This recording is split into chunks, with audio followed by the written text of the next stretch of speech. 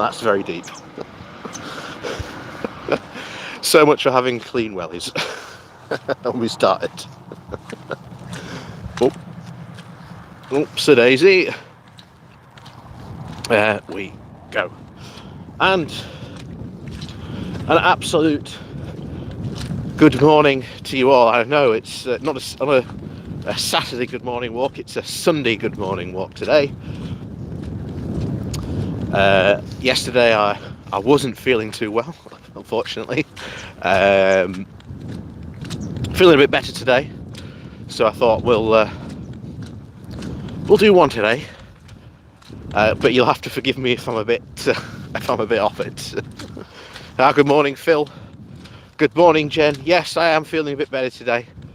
Still not 100%, but better than I was yesterday. Oh, but yes, good morning, one and all. Yes, I am better. Thank you very much, Susan. Oh, but yes, it wasn't the Rona, shall we say? So we got off with that. But yes, good morning, one and all. Joe from Dublin, good morning to you. I hope it's as good a morning in Dublin as it is here this morning. It's a bit windy. It's very cold though. My hand's already frozen. I still gotta get those gloves. Still gotta go get those gloves. Oh, yes. Oh, good morning, Felix from Germany. Guten Morgen. Bonjour from Lyon, France. Good morning to you. I was in Lyon in 2019 for the JCI European Conference at the university there. Very nice city, very nice. Too cold for me. Well, like I say, it's all right once you're if you wrap up properly. It's just if you don't, you get cold on other things. So.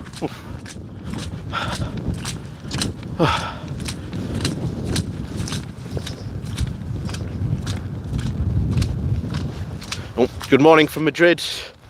Good morning to you.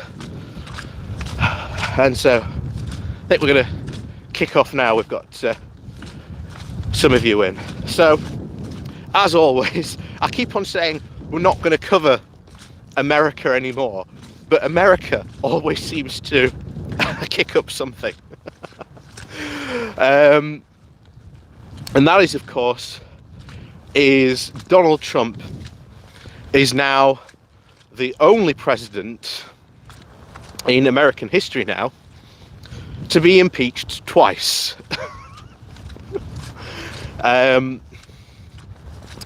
Good on the Democrats for doing that. As far as I'm concerned, good on them. Good on them. Oh, wow. That's £4 from Schwarzkate. I think that's how you say it. But thank you very much for that support there. Support is well and truly appreciated. Thank you very much.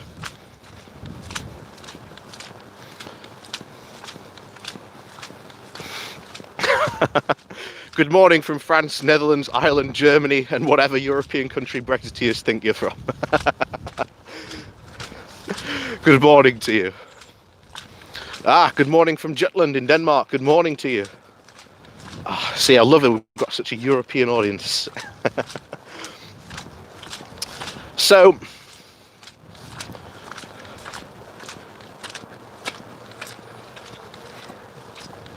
yes, I'm very much better. Thanks for asking. But yes, it's. I thought since we missed out on Saturday, I thought we might as well, catch up and do a Sunday good morning walk instead. But after all that snow we've had, I don't know if you can hear it on camera, but it is literally like wading at the moment through this mud. And like I say, I started with clean wellies before I came, but they're already caked with mud already. So this could be slightly interesting because now I'm having to pay attention to three things. I'm having to try and look at the camera, read comments, and then I'm having to be careful where I'm treading and trying to concentrate on not falling down. So obviously America Donald Trump's been impeached. Excellent. Great news. The impetus, I think, for this, especially for the Democrats, and I'm surprised more Republicans didn't join in. I am very surprised more Republicans did not join in. Only about 10 Republicans in the House voted to impeach, which to me was quite surprising, but not surprising at all when you think about it, and we'll get to that in a moment. So he's been impeached for essentially, I think they've gone for starting a riot and attempting to disrupt the democratic process. It's something along those lines. So I'm really glad they're going to take him out. And of course, if this impeachment is successful, and obviously this is going to take place after the transition, there's no reason to believe that with the Democrats in control of the Senate, that the Senate won't vote to impeach him either. So there's no reason for him not to, which is good. So this will effectively bar Trump from ever holding any type of office whatsoever. So I think that really is, in a lot of people's minds, their objective, which will be good, because quite frankly, you know, I don't know about me from a British perspective, but I suppose from a European perspective as well, it must have been absolutely horrifying. The guy that got in. It's like having Boris Johnson in charge, and he's got a massive majority, you know. So we've got to deal with that in the UK for the next 4 or 5 years, depending when the next general election is going to be called.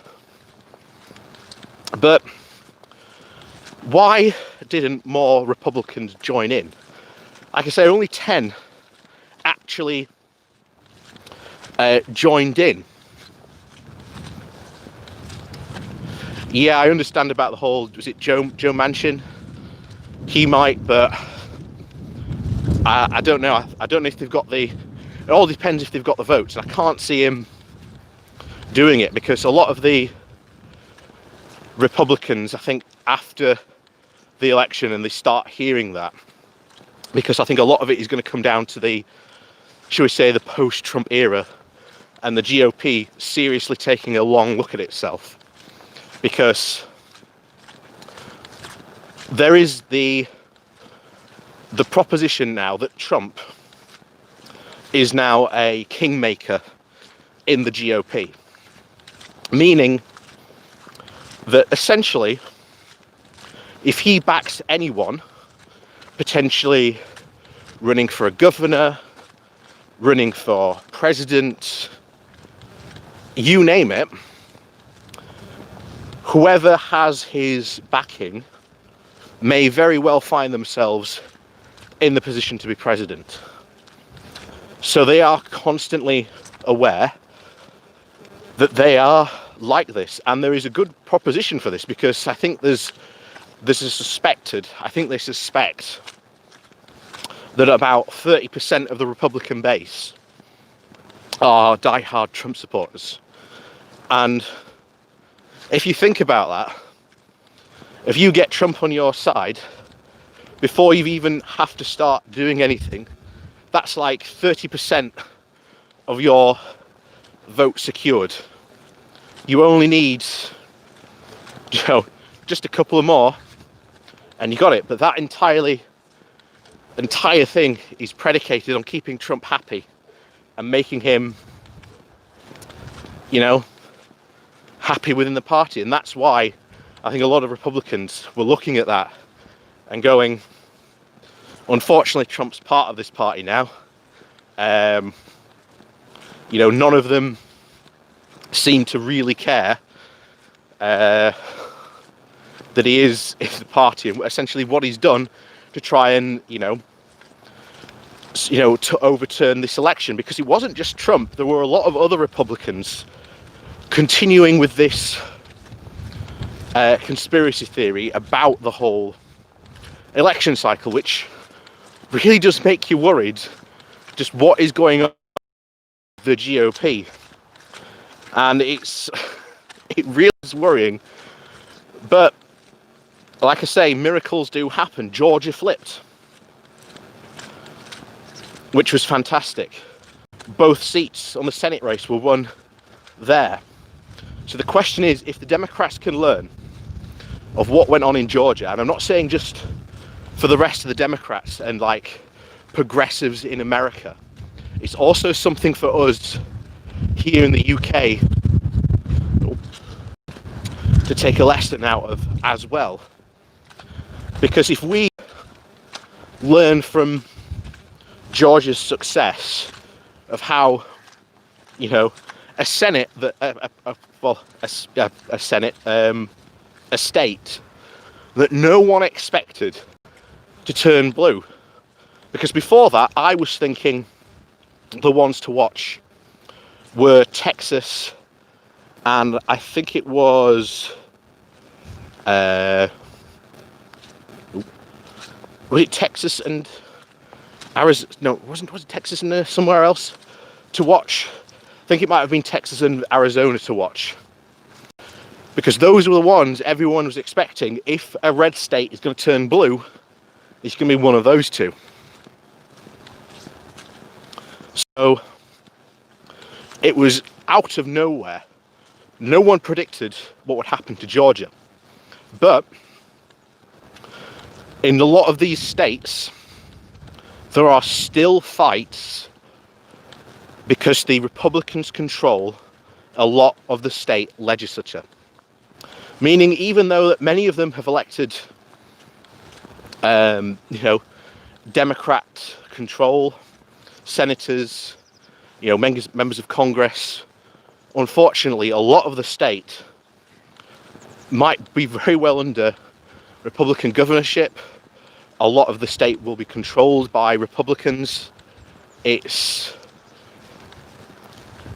one of those things where you have to look at and you have to go, they need to learn a lot more just on about what's going on the ground and improving their ground game.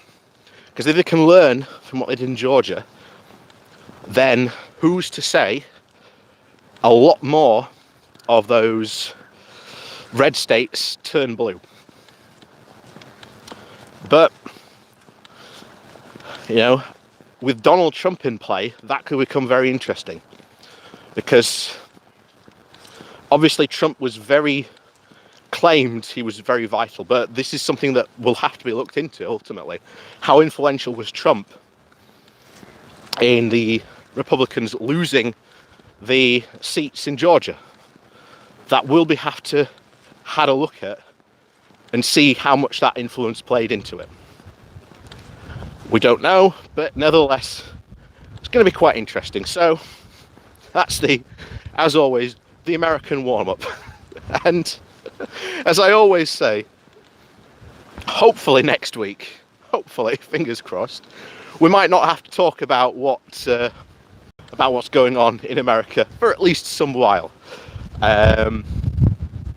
But I'm sure as many of you will appreciate, quite frankly, just the craziness that's been going on since the election. I'm sure it's well worth reporting, because it just goes to show one thing. A lot of us believe, democracy could never fall, that it could never, no tyrant could ever, take control of a democracy, or a group could take control of democracy and destroy it. But this is the lesson that not only America has to learn and be vigilant, but as we've seen in Europe, I've just seen someone say they were from Poland, and I'm sure they agree with the shenanigans that have been going on in Poland with their party that's in the lead, the Law and Justice Party. They completely, I'm not 100% sure on it, but they've basically completely outlawed abortion, which has sparked off thousands of protests, which is good, but I still think they're sticking to the guns, and of course obviously that will ultimately hurt them. You've obviously got Italy.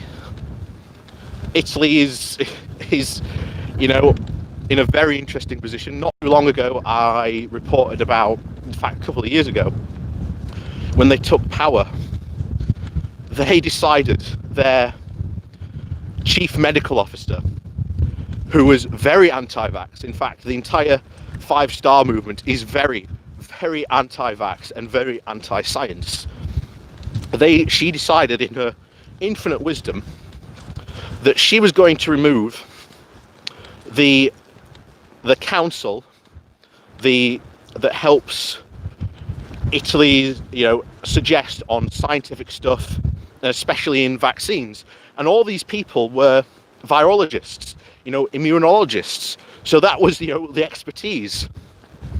But in her wisdom, she decided that these people had to be removed because she wanted alternative voices on this panel.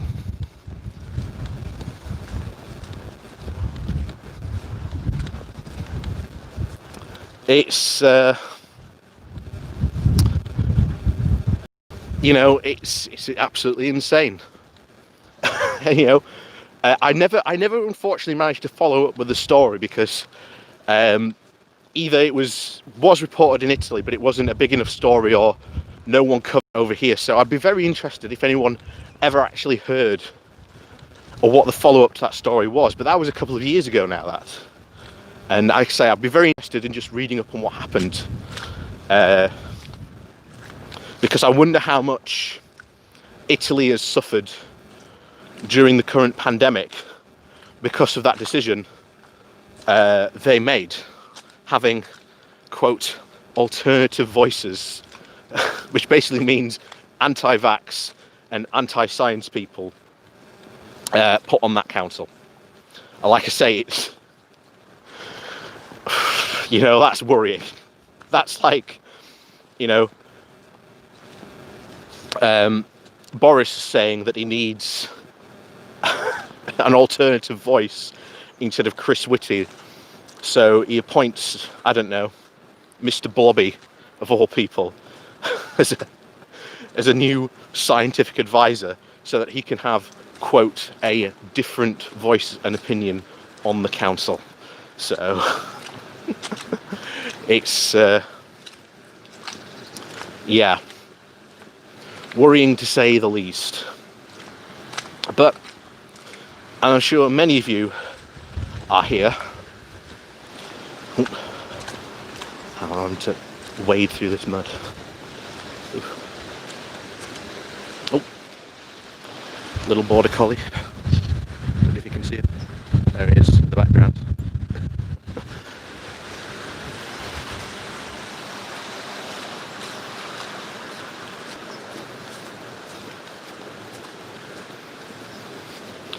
Oh. Morning. Oh no, not today. But yeah, it's difficult walking this morning. Very difficult walking because it's just complete muddy all over the place. Like I say, most of the snow has melted. We've got an absolute covering on Wednesday.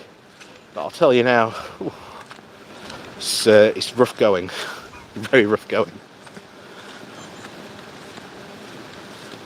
But yes, good morning to more of the people joining us, because you're just in time. We're going to talk about Brexit. So, officially,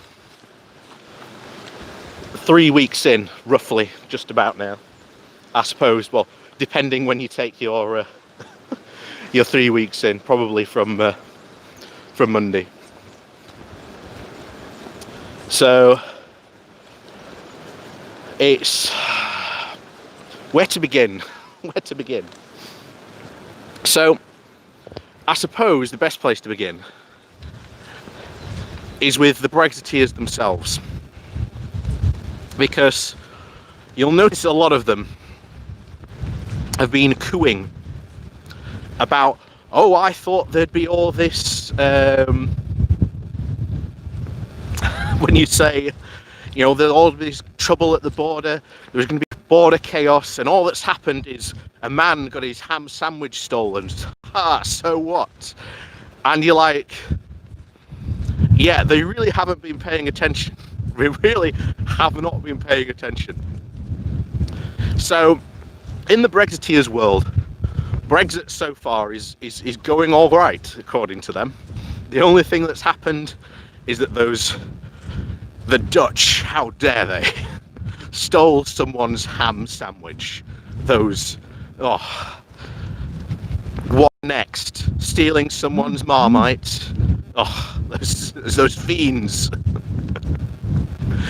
But the reality is that there's been far more going on than that. So let's start with, as I like to proclaim, I am king of talking about fish on YouTube.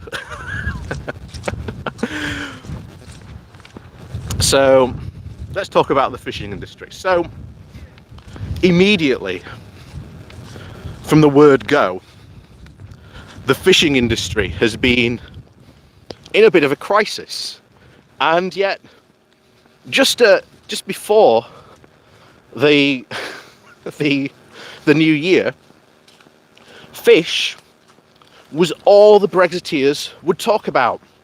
Oh, we're going to get back our sovereignty. We're going to get back our fish. Think of all the wonders we can do with all that extra fish. To which I said, why on earth do you want all this extra fish? And now I don't even know if I should attempt going down there today. That looks incredible. Let's just show you. So normally we would go down here and across, but I don't know if you can see just how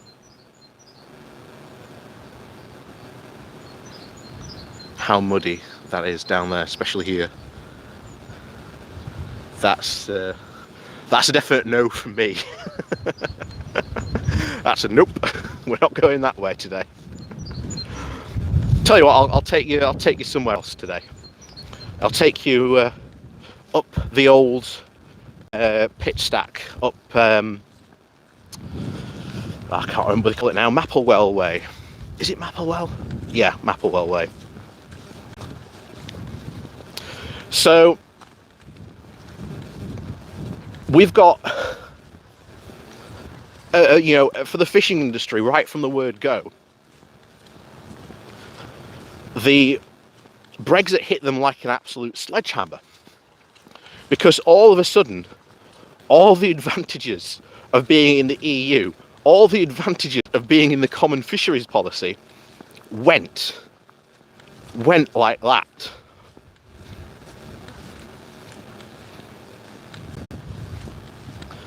It just absolutely went.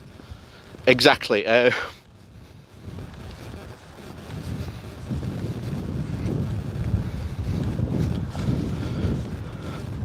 So I'm just trying to read one of your comments. In the Danish party, and the party line is, out of the EU, I have found that you can kill any discussion about leaving the EU with one simple question.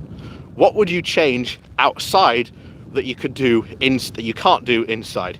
Yep, we are learning that. We are learning that very fast. The fishermen had all these advantages of, they could set out from a British port, get the catch in, and then they could log on to they had like a very strange, I didn't know this actually, again, this is what I found from my research doing all of this. The fishermen have like their own internet, and on their boats they can see the price of fish and where they can land their fish, because that's the technical term for it, to sell it for the highest price. Now they can't do that. They are now blocked from going to any European port to do so, which is cutting out a lot of their potential profit that they could have had.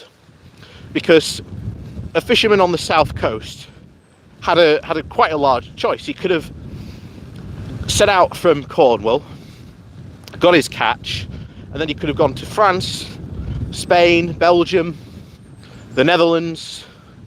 You know, he had quite an area of where he could sell his catch into. And even if he decided to go to France, even then, there is a lot of, you know, options and different ports that he could go to actually sell it into. That's now gone. And this all comes on to the next point, because now that these fishermen can no longer do that, that means that there's now increased competition in now a UK market, which will ultimately lower the price of fish, because these fishermen, now that Boris has told them they can go catch extra fish, that's exactly what they've done. Many of the medium to small boats have gone and essentially started overfishing already. They've already reported an increase in catch numbers, which has caused another problem to the fishing industry. Because once you get a fish, this then comes onto the processing side. And it's a lot of these fish processors who you've been hearing from recently in the stories about Brexit. So, for example, the Cornish, is it shellfish or mussels? It might be both. But they've complained that they've been out once so far this year. There's no point in them going out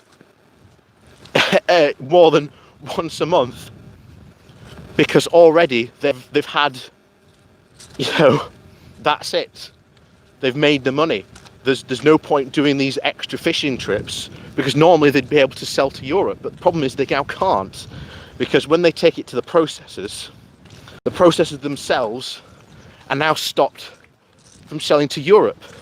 And as I'm sure you're all very well aware, about 80% of the catch that our fishermen got went to the EU, because, as I keep on saying, one of the big problems that fishermen don't seem to acknowledge is in the UK, we don't eat fish. We hardly eat any fish in the UK. And they don't seem to want to acknowledge that. And I keep on saying all the time, there are problems in our fishing industry that are the same in other fishing industries around not only just Europe, but around the world. And they don't want to seem to acknowledge it. And half of it's industrialization. You know, this is like what's the best way to describe it? So yeah, I'll go for the farming analogy. So it's like a farmer who uses a horse and plough, complaining that he's outproduced by a farmer who uses modern farming equipment.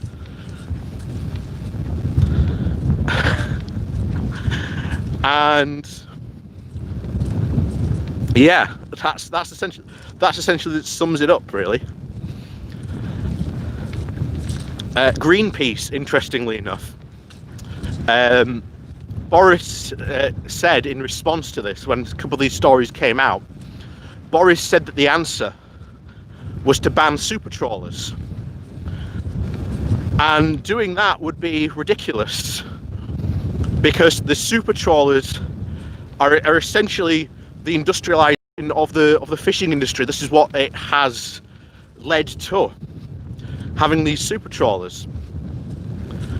And somehow the idea that we're going to ban those and somehow that makes it better. No, the fishing industry reacted with absolute shock. They turned around and said, We don't understand why Boris thinks banning super trawlers is a good idea. And very quickly that was dropped. However, Greenpeace launched a petition to try and see if it could force Boris's hand. And I'm not sure how good the petition is doing, but it might be interesting to see. But nevertheless, Boris decided to push ahead with this, well, absolutely ridiculous decision. And then it went very, very quiet on that front. And since then, nothing much has been said except the fishing industry.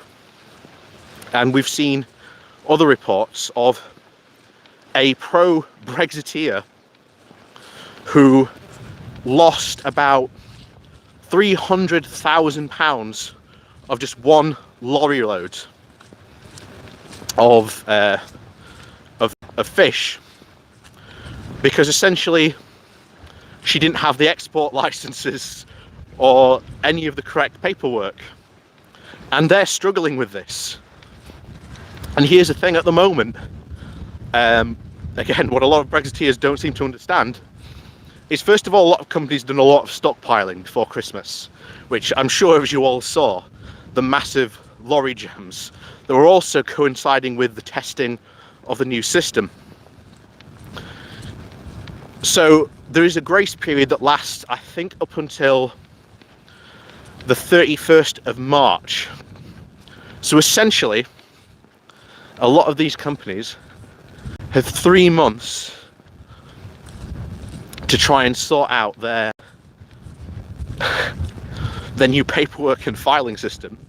But it goes even deeper than that, because a lot of companies are reporting that the IT system that's meant to be in place doesn't work. So yeah, it gets stranger. It gets so much stranger. And you all know I've had for a while a bet that has basically said, look, sooner or later on the front page of the Daily Mail, the Telegraph, the Sun, whatever you name it, the pro-Brexit press are going to run a front page story. The front page story is going to be, this isn't the Brexit that we voted for. And when that happens, I'm going to buy that newspaper, probably for the first time ever, and I'm going to frame it on the back of my wall so that you can all see it, because it's going to be absolutely fantastic. Because I genuinely think, in a bizarre way, the fishing industry could be, in my predictions for this, could be the first industry to come out and say that we were better off in the EU than out.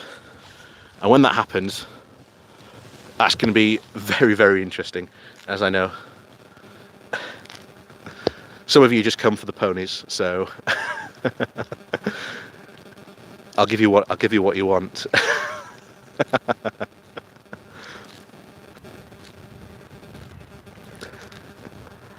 Oh, good morning from Patrick there. Yeah, we are surrounded by horses. I don't know if you can see them there. There's one other one there in the background. Don't know, can we see any others? Yeah, they're all back there. But yes, good morning. Mighty Pie, I think that's it. Morning, where in Barnsley are you? We are, we're sort of in between Darton and Gorber. Right in there. I don't know if you'll be able to see it because it's in the background. I don't know if you can see in the background Barnsley General Hospital. like I say, unfortunately you can't see it. Fortunately you can't see it because of the sun at the moment. But yeah, I'm just about to take them all on a new trip up into Mapplewell, the wee route up there.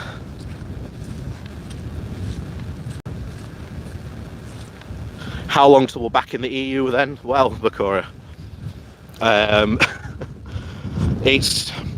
that really depends on a number of things. It really does. First of all, I think the main thing is the public perception, because I don't think you'll get anywhere. There we go. You won't get anywhere unless a lot of these people in the north start to realise that they were tricked into voting for what they voted for.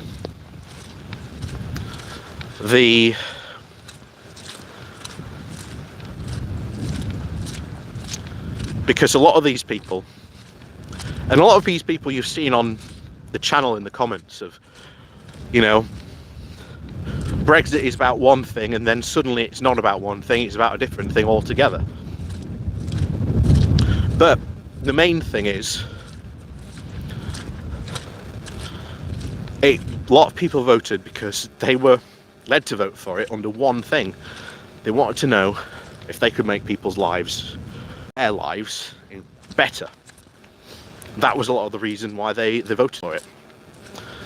And until a lot of those people realise that that's what happened, they will. And we need a lot of the people in the working class to realise, because especially now we're going to have a fight for workers' rights, so many other stuff. Yeah, exactly. How come Brexit voters are so mad that they won? Exactly. That's I think the continuing tale, really, of all this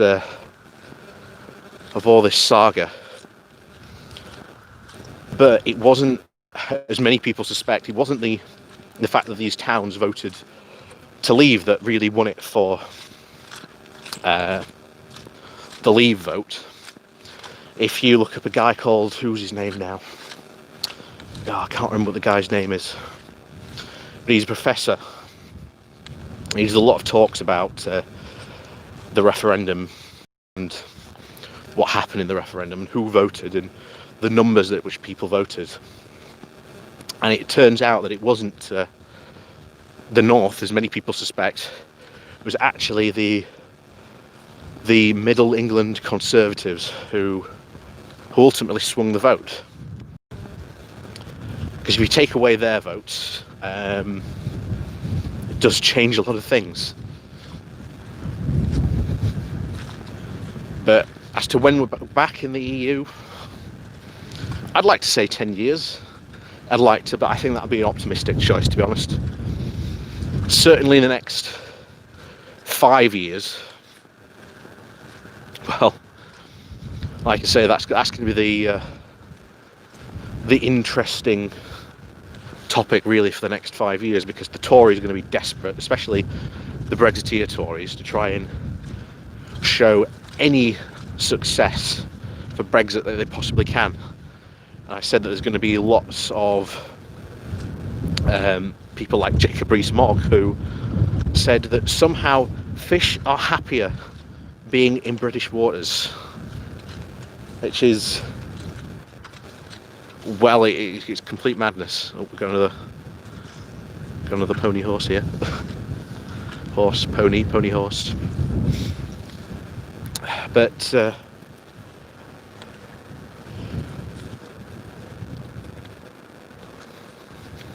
yeah, that's going to be one of the great ironies, actually, how much the fishing industry will be pro-EU in a couple of years.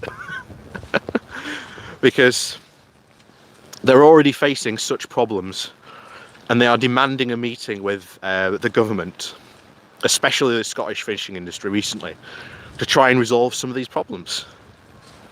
And ironically, you know, it's going to be so fun when this industry is now pro-EU, wanting to get back and for closer, closer ties with the EU. That's what the trajectory says. You know, we finished it off, one of the quotes from the articles we went through recently, you know, Brexit has done many shocking things to the UK, but Brexit cannot undo the fact of geography and trade flows. That's just how it works. You know, and I wonder if maybe in a couple of years' time we will see. Obviously, at the referendum there was that big protest on the Thames by the fishermen. I wonder if we'll see another protest on the Thames, led by these fishermen, to rejoin the common fisheries policy, the thing that they hated so much. You know, it's going to be so bizarre. But my big fear is the next general election, because in a way I like Starmer, but also as I keep on saying, he needs to drop some policy. He needs to drop some policies. And yes, currently the coronavirus is going on. Yes, I understand that. And yes, don't worry, I do understand the argument for not dropping policies. But if he does drop policies, this starts to make him separate from Johnson. It makes him stand out. You know, there is a reason why, again, look at America. Look at politicians like AOC and Bernie Sanders, who constantly talk about progressive policies they want to do, they get in power. And this creates a lot of positive buzz about those policies. So, and then that makes people, shockingly, I know this is a lot hard to understand, but if you have people excited about your policies, then they want to vote for you. And I know at the moment Starmer's doing all right in the polls, but so are the Conservatives, which is, again, I'm sure is shocking to a lot of people, because, oh, hang on, here we go. It's shocking to a lot of people because, well, wait a minute, aren't the Conservatives' handling of the coronavirus been absolutely shocking? Shouldn't they be, reflecting that in the polls? So, how come that hasn't affected them? So we've really got to worry about the next general election, because my worry is, my sincerest worry is that Starmer doesn't release any policy until it's too late, and then he's only got about 6 months to try and make people excited and want to see a Labour Party in power to promote these very, very progressive and popular policies. They're going in. And hold on, before we continue, because my wellies are just sinking constantly in this mud. Ooh, nearly. Let me just show you the mess that we're wading through currently.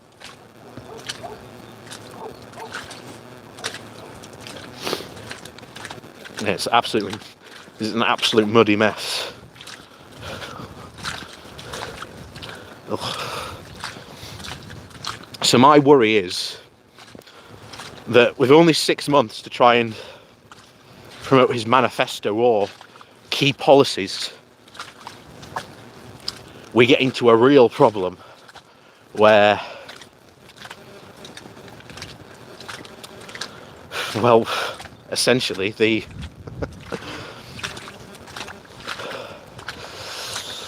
that Labour don't do it, that they just clinch it. And my worry is that the Conservatives managed to hang on, maybe with a lesser majority,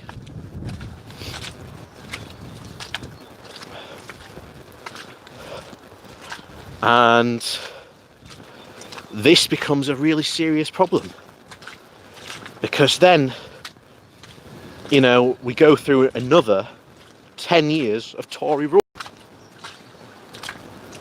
That's my worry, is that the next election, Starmer has the ball and fumbles it, and that rather than an 84-seat majority that the Tories currently enjoy, their majority gets cut down to something like, I don't know, maybe 20, but they still have the majority to be able to do stuff. And what's even more interesting, we turn to Northern Ireland, because I worry that the whole reason the Brexiteers voted for this deal in the first place, apart from having not even read it, they were excited for it because they could essentially get rid of it in a year's time. And yes, you heard that right. Boris and the Brexiteers, if they wanted to, could just go snap their fingers and just pull the plug on this deal at any time they want to.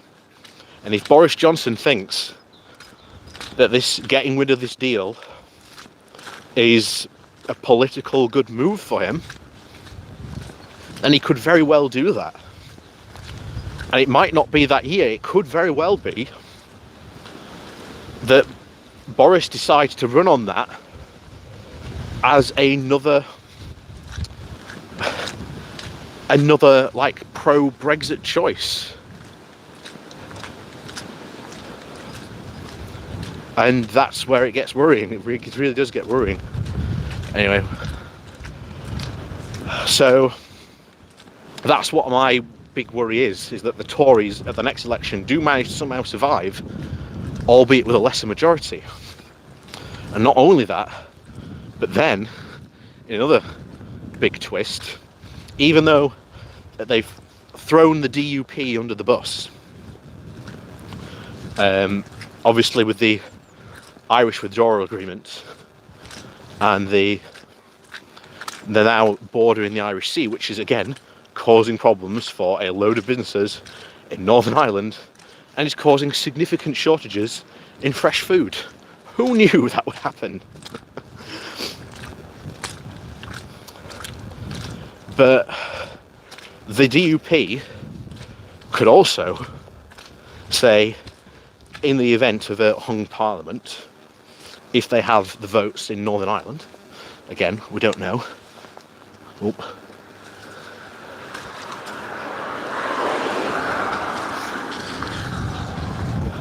Like I say, who knows what could happen in the next couple of years in terms of politics in Northern Ireland.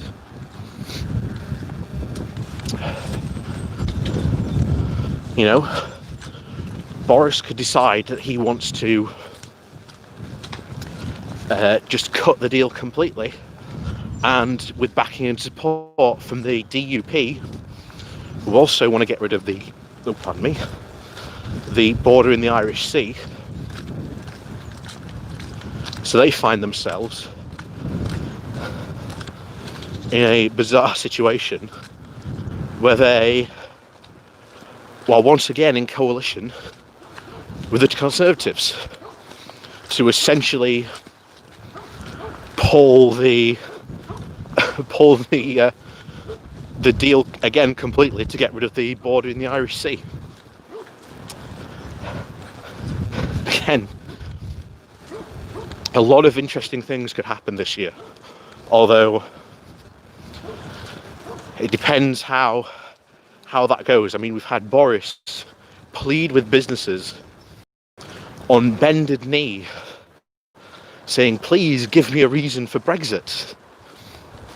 And then you've had Daniel Hannan go forward and saying this is a fantastic opportunity to get rid of all these EU regulations such as the workers' rights, the 48-hour work week, you know, all this could be just gone like that.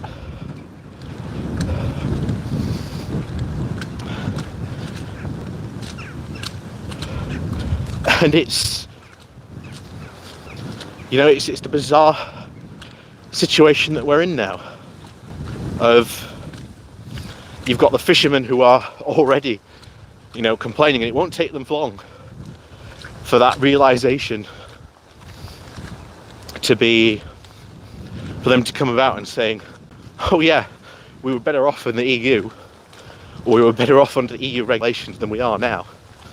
You've also got the farmers who, they were 50-50 on Brexit. If you look at the numbers, people who were farmers did vote 50-50, they were split. So this isn't a case of, you know, all farmers voted for Brexit. Part of them did, part of them didn't.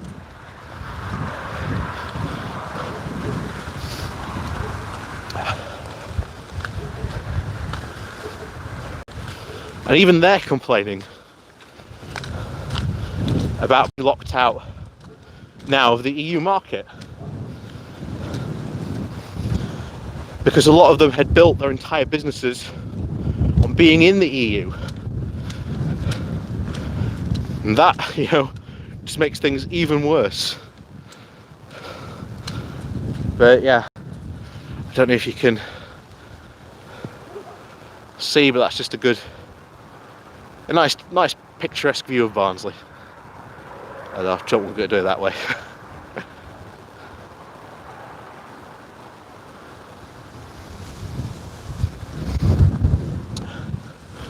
Yeah, ultimately you are right there. Someone just said, yeah, farmers all over Cornwall did plaster their support for the EU, but it's you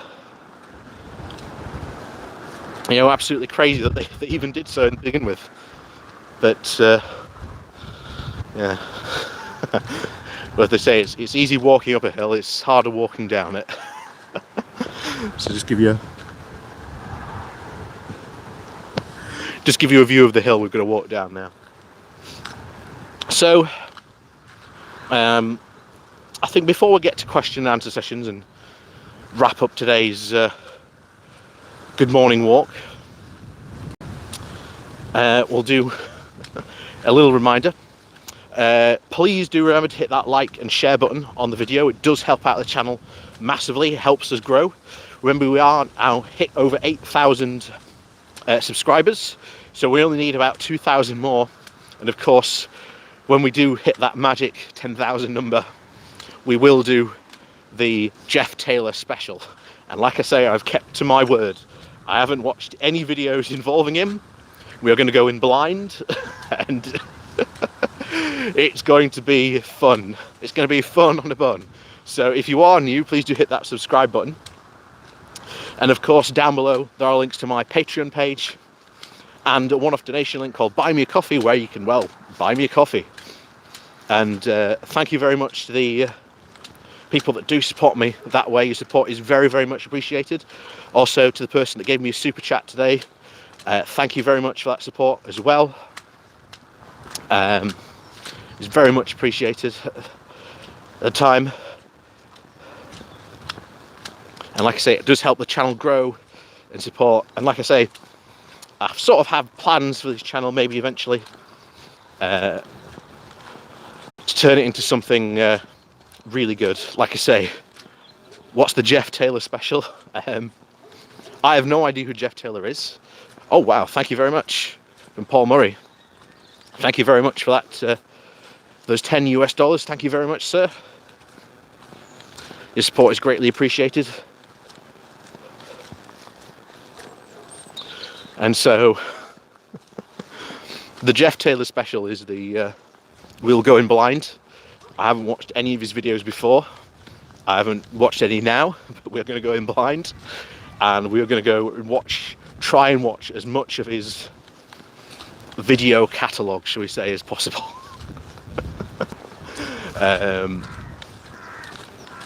It's going to be fun. But that happens when we reach 10,000 subscribers, and we're only about 2,000 away. So if you want to help that, then please do hit that like and share button on the channel, because it gets more people in, gets us a bigger audience, and we'll grow, and it'll be fantastic.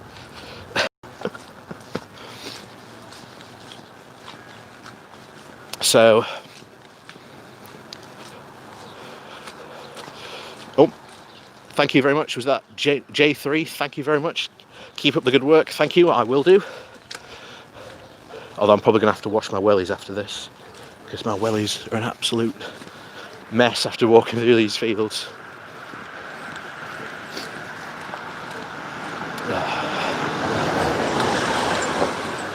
So, trying to get over this turnstile again. Whoop. So we're on the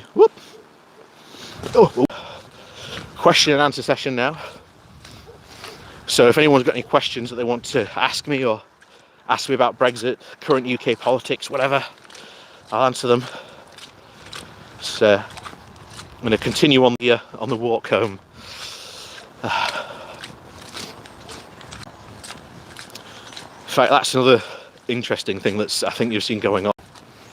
Some of the hardcore free market fundamentalist Tories grappling onto well, anti-lockdown stuff, which doesn't surprise me, because, well, the free market fundamentalists.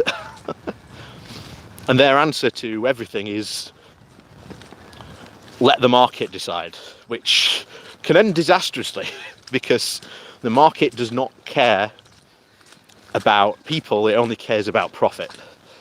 And that, my friends, is a very, very dangerous way. And that's why, especially the next 4 years, we are going to have fights for workers' rights, environmental rights, consumer protections, you name it, we're going to have to fight for them. So from Dude, if you had a time machine, how would you stop Brexit?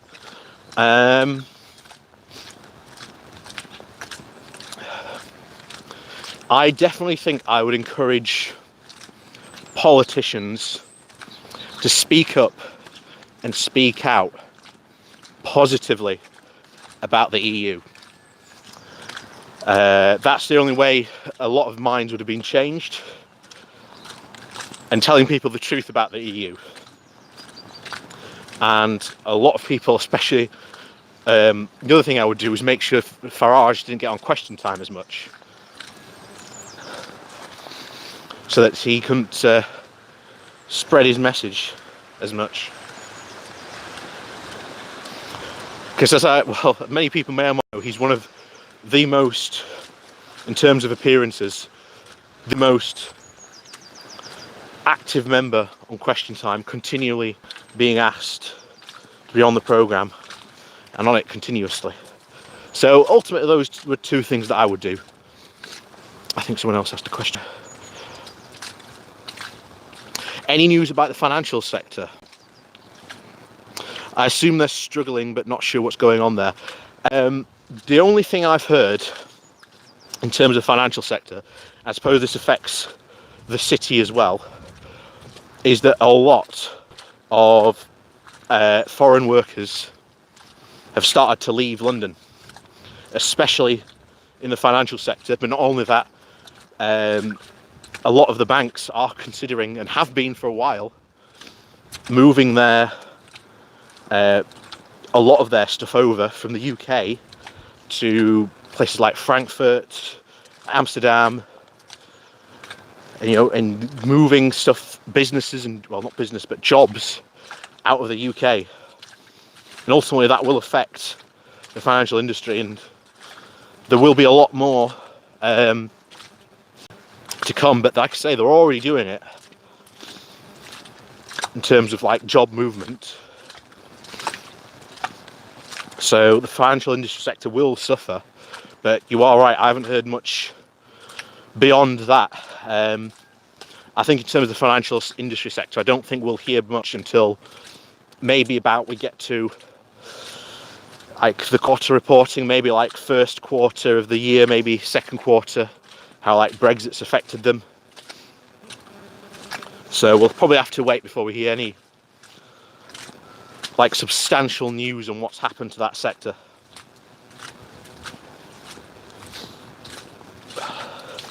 Well, so much for having clean wellies.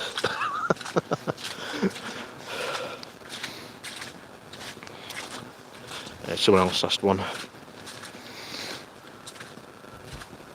Why do the free market fundamentalists not believe in free movement of labour? They do. The problem is that mixes with the Tory ideology of hating immigration, yet at exactly the same time understanding that we need it. Essentially, it's one of those things of they both hate it and like it, but publicly they won't give they won't give their support for it, but private and publicly they won't deny it either. So they'll just stand there and just say, yeah, free movement is bad, but they know that all these businesses need workers. In fact, that's something else to watch out for this year as well. When the farmers are crying about a labour shortage because they can't hire EU nationals anymore. So that's going to be interesting, probably come planting time, probably come harvest time as well. So watch out for that.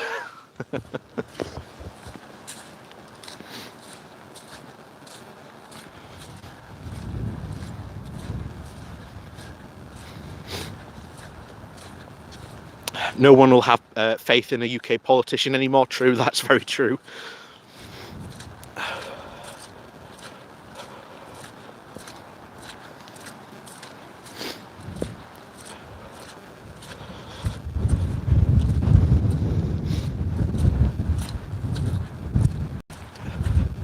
Oh yeah, if you heard, leave.eu got shut down as well. But it's in an ironic twist, moving its servers to I think Dublin, or somewhere in Europe.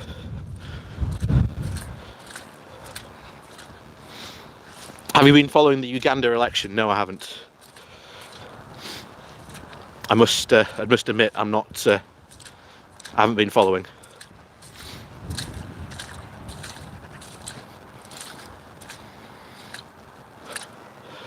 Did I do something better? All the best from Northampton. Thank you very much.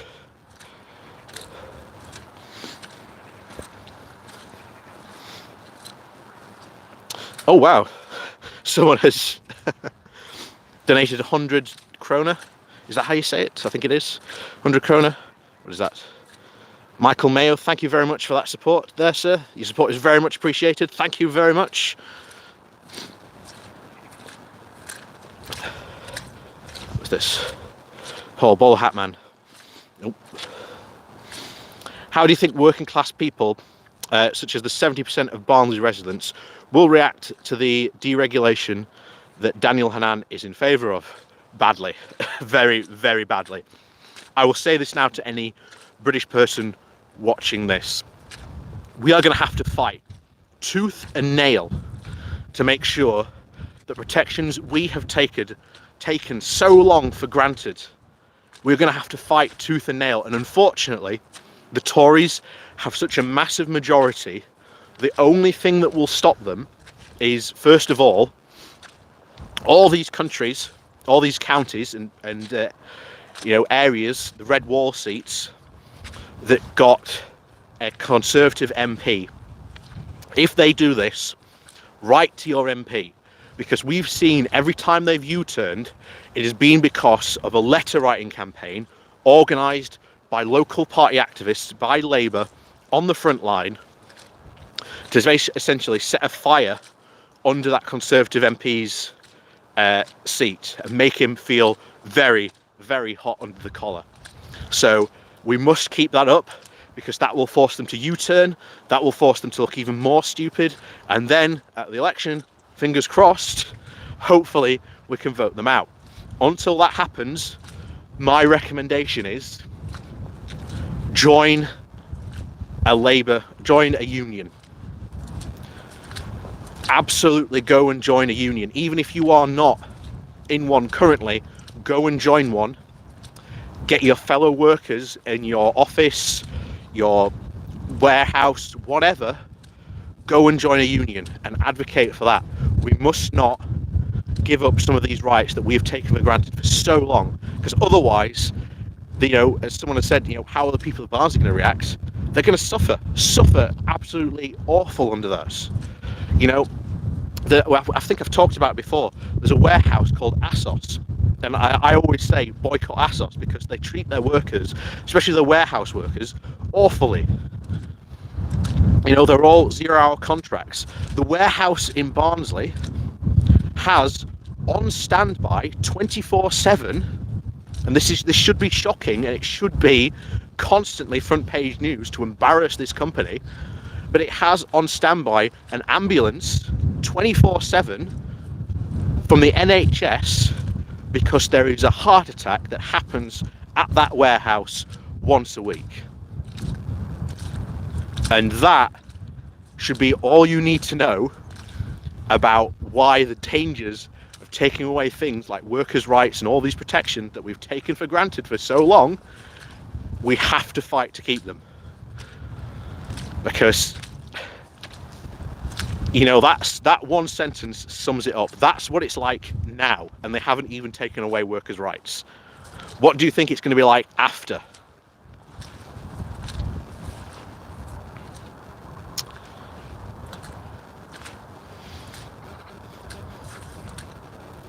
Is it just me, or does the new immigration system look like slave labour to you?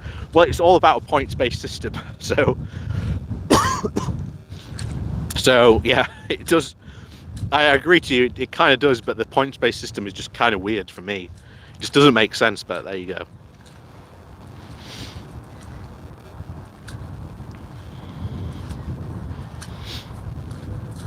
Oh, here's someone. Ben Brown. Will non-EU migration increase as a result of Brexit? Is inevitable? Yes. If you look at the stats before Brexit, the stats were very clear. Only about 30% of our immigration actually came from the EU. The rest was from outside the EU. And yet Brexiteers have complained exclusively about European migration, when that wasn't the biggest place where we got people from. So I'm looking forward, because we are going to see continuing stories from the Daily Mail, whatever, complaining about immigrants, because that's not going to stop. That's the cottage industry to the Daily Mail, so that's not going to stop.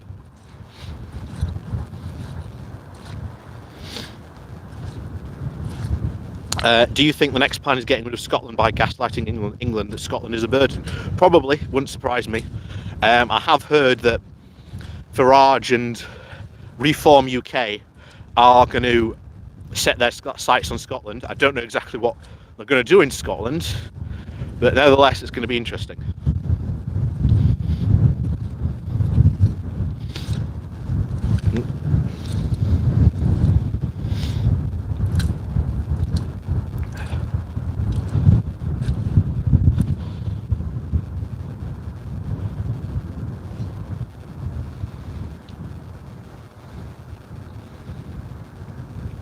So I'm just going through your comments, so I'm a bit behind. If you've posted a comment, I'm just going through them.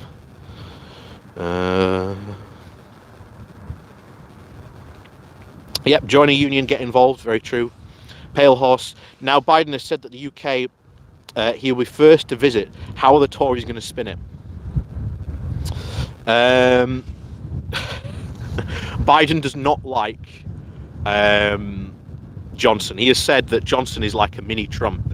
So he's going to be very, very averse to Johnson and what he does. So, but you are right, it's going to be interesting spin nevertheless. You've seen a lot of the Tories themselves try and rewrite history, and when many of them said how they were praising Trump, and now they're, he is the devil and must be removed.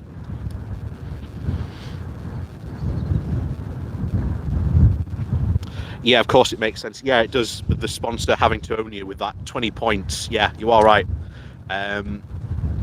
But then you are locked into these contracts. So yeah. Hang on, I'll just show you where we've been, just so you can try and see it. I don't know if you'll be able to see it. Those little tanks there are the sewage works. We've just been up right behind that. I don't know if you can. I don't know if you heard me for that,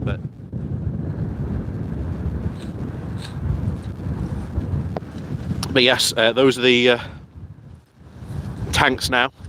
So we've been right there up that hill, essentially.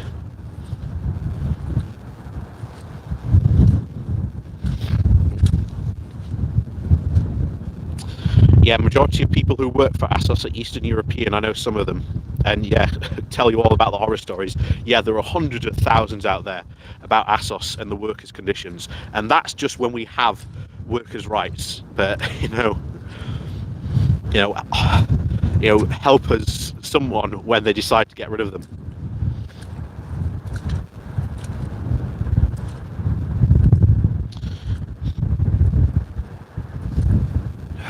Go research the patriotic alternative. That's not the Democratic and Veterans Party, perchance, is it? The absolute lunatics who was a former UKIP member, perchance, was it? Because we've never talked about those crazy people. In fact, you know what we might do? One day we might do a live stream just on them and go through their website and their absolute batshit crazy plans, because his wife, the guy who leads it, was the member of the Brexit party who almost won. The closest the Brexit party ever came to winning was in Barnsley, and they were only about 2,000 votes behind from winning. So we have a lot of work to do in Barnsley. Make no mistake.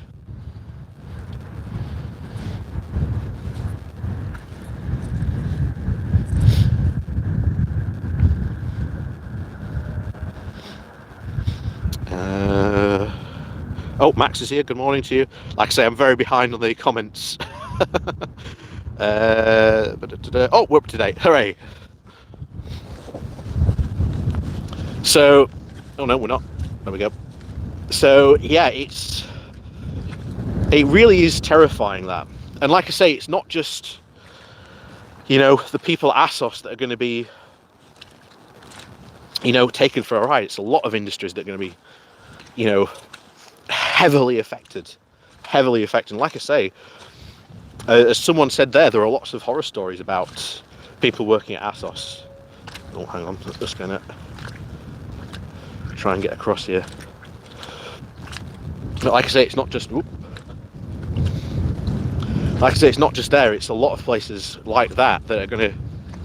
if that's how they're treating their workers now, what are they going to be like when, they succeed in removing workers' rights, and, what's it going to be like afterwards? My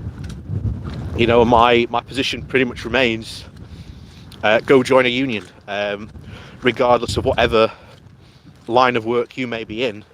There is a union for you out there.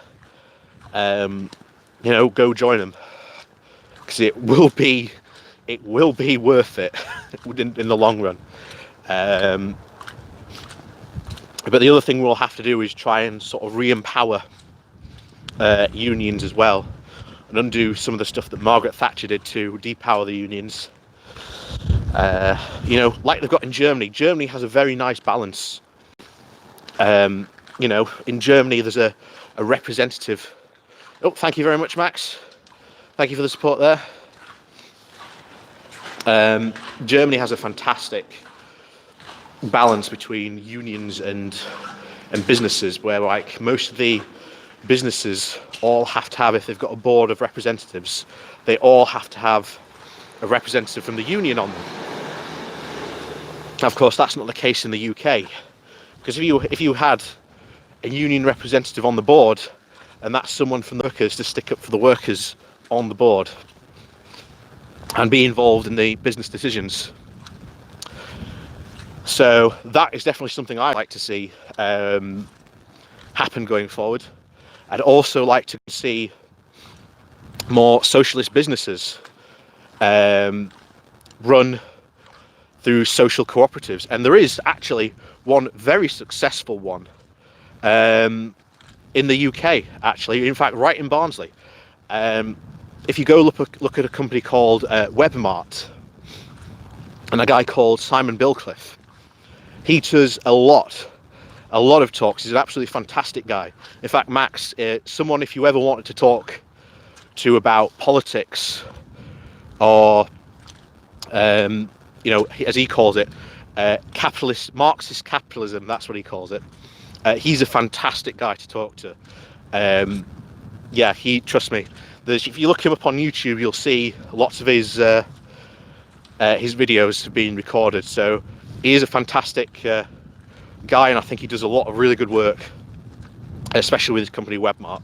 And like I say, I've been applying for years to work for his company because I would love to get in there. But the problem is they don't have a lot of need for marketers, and the problem is, he says it himself, when people work for his company they don't leave. So which is a good thing because everyone likes working there, and they all get a share in the business as well, because it's a worker cooperative. So, you know, like I say, when a job there comes up, it is very, very quickly snapped up, and there's a lot of competition. Unfortunately, none of the jobs in my area for marketing ever come up in there, but I actually do know the guy that works there, and like I say, he said it himself, he's not going to leave. He's not going to leave because he loves working there. But yes, nevertheless, we are coming now to the end of our good morning walk, and how many have we had today? 185 people. Absolutely fantastic. Thank you very much for joining us. Please do remember to hit that like button on your way out, and of course the share button as well, which will help build us the channel. Remember, we're only 2,000 more people away from the Jeff Taylor special, where I will personally go in blind. I do not know who Jeff Taylor is. So I will go in blind, and we will go through Jeff Taylor's video catalogue live. I'm sure it'll be fun and interesting, and maybe a bit mind-numbing. I might even have to have a drink. The Jeff Taylor special, wow, yeah. I don't know whether to call it the Taylor special or the Jeff special. But nevertheless, I think it should be very interesting. Needless to say, I will have to definitely have a drink. Like I say, I did get for Christmas a very nice bottle of pineapple rum. So I've got a bottle of Iron Brew with it as well, and it's very, very nice. Very nice. But yes, as always, thank you for joining me on the channel. You'd love to do that. In fact, that might be a good idea, Max. We could do that together. We could do the Jeff Taylor special together. Because you know who Jeff Taylor is and I don't. He'd be guiding me on the world of Jeff. That will be quite fun, actually. So when we get to 10,000 subscribers, we'll talk about that, and we'll do it and work out how we're going to do it. But yes, thank you very much for joining us, one and all. You know, go out and enjoy your weekend, or what's left of it. Thank you for all the support you guys give me. It's always absolutely fantastic. Please do remember to go check out my Patreon page, and of course there's a one-off donation link down below where you can buy me a coffee. And as always, have an absolutely fantastic weekend. Have an absolutely fantastic week, I suppose to say now. Go and enjoy yourselves, and as always, if you can't be safe, be sensible, and look out for more videos we've got coming out this week. Probably more on fishing, because there's a lot more stuff happening around the fishing industry this week. And of course, we'll see you all next Saturday, not Sunday this time, for another good morning walk. We'll see you all very soon.